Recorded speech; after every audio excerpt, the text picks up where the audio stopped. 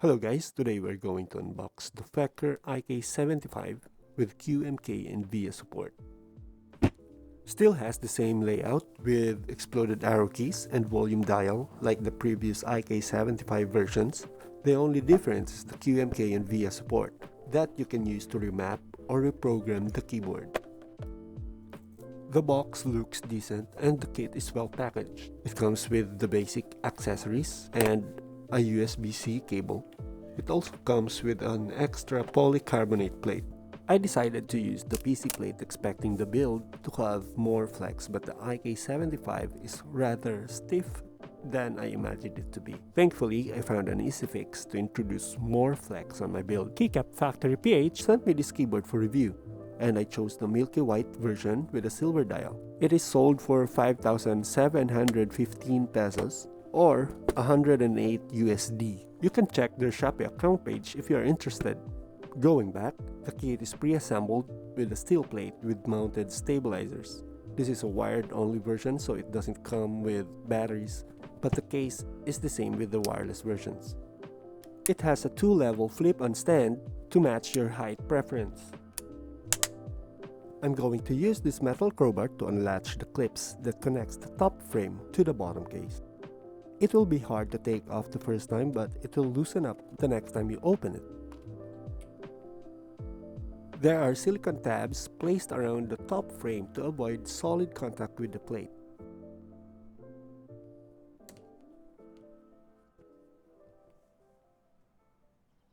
It uses a newer version of plate-mounted stabilizers that doesn't need clipping, and they are factory pre-lubricated. Or maybe you can do a band-aid mod to tighten the fit further. The bottom case is dampened with a silicone slab, and it's dense and heavy, and I think it contributes a lot to the overall weight of the keyboard.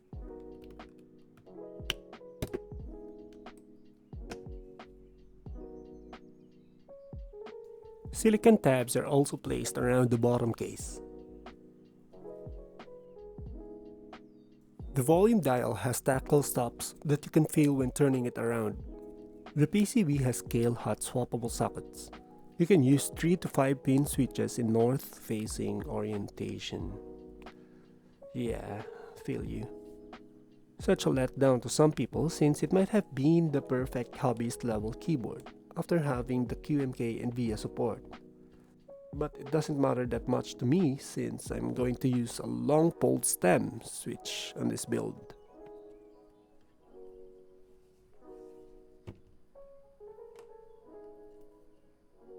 The plate dampener is also a high density silicone compared to the older versions that uses poron foam. Nope, not porn. It's poron. Poron. Poron. Poron. I'm gonna try using the PC plate because it's my first time using it on my own keyboard. Let's put this back together so we can try it out.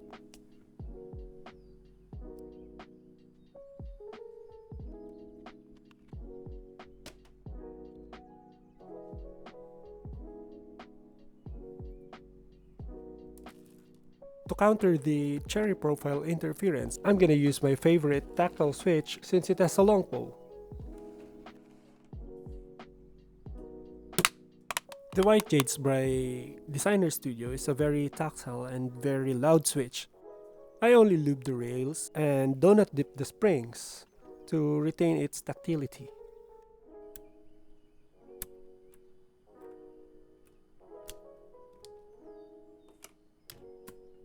I will be using it on the alpha since I only have a few of the pure ones and I already Franken switched some of them.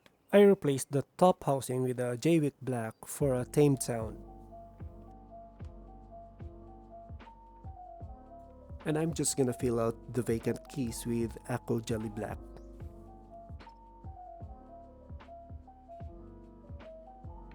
I just push the knob through the dial, which is kinda tight, just like any first times.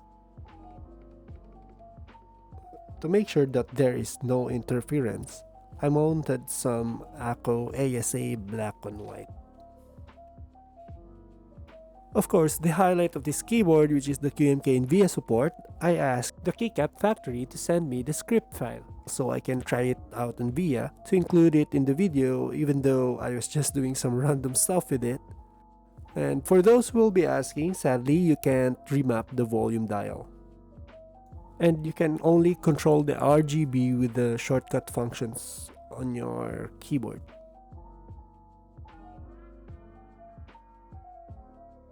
So everything seems to be looking fine, so let's now head to the typing test, aka the sound test.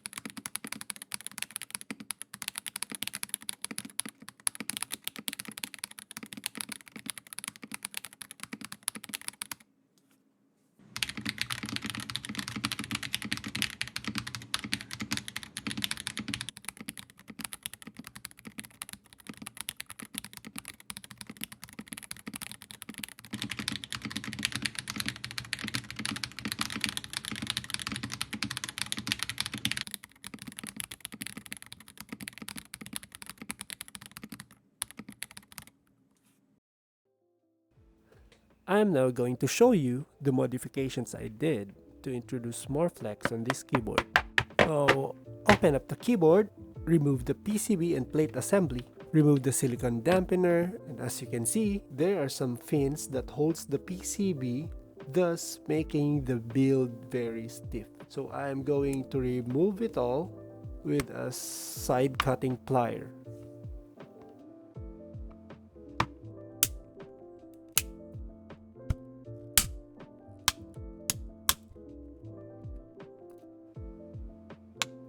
I also removed the standoffs located at the center of the case, and I just ignored the ones near the volume dial because it might push out the PCB when I press on it.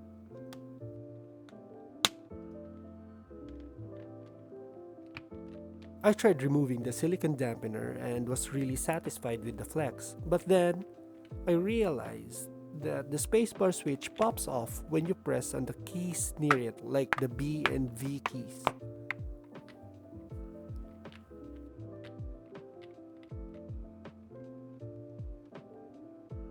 So I returned the silicone dampener and reduced the flex from my build.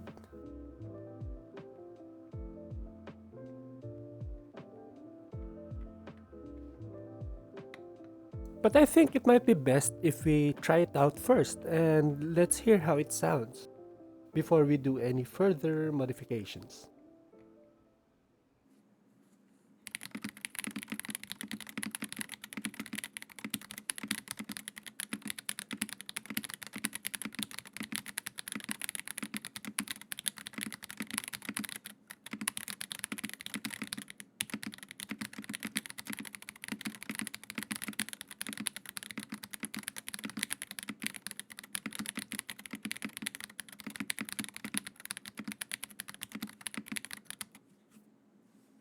Prior to this video, I've watched some IK75 builds from other content creators, and they mostly use pour-in gaskets to replace the silicone tabs, but I think it's too unstable for my preference. Changing gasket material doesn't mean it would add more flex to the build.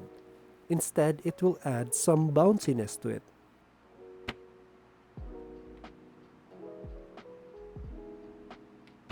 I removed the silicone dampeners from the plate and case, and replaced it with a 5mm EVA foam from a yoga mat to avoid the switches popping off.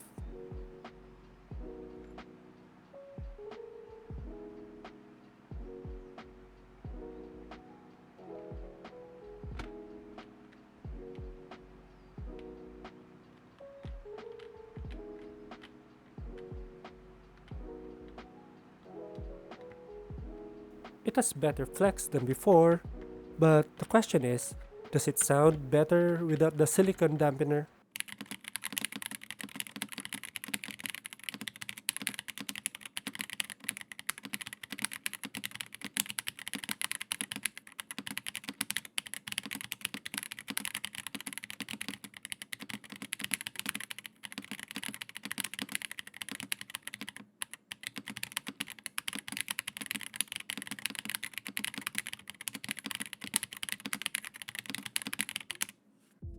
It sounded really sharp and hollow, so I'm going to dampen the plate with a modular plate dampener made from EVA foam. You can buy this at 147 CompServ Shopee store. You can check the description for the link. I'm only installing these foams where the alpha keys are located. It might be a tedious task, but it will be worth the time. Apart from the fact that silicone is harder than EVA, these dampeners are not connected to each other, compared to the stock dampener, which is a single piece. It will give more room for the plate to flex. I also did a tape mod to baffle the sound coming from the PCB every time a switch is pressed. I avoided these cutouts from the PCB so the tape won't interfere with the silicone tabs. I then added some polyfill to replace the case dampener. Since the release of SAT75 way back 2018, followed by the release of GMMK Pro on 2021, a lot of people have been wanting to have a 75% layout keyboard, specifically with exploded arrow keys and a rotary knob, but not all could afford these keyboards. Since then, a lot of brands have made their own versions of it with different price points so anyone in the hobby could afford. The 75% layout width is close to a 65% with the function row. Think of it like a child of a 65% and 80% layout keyboard.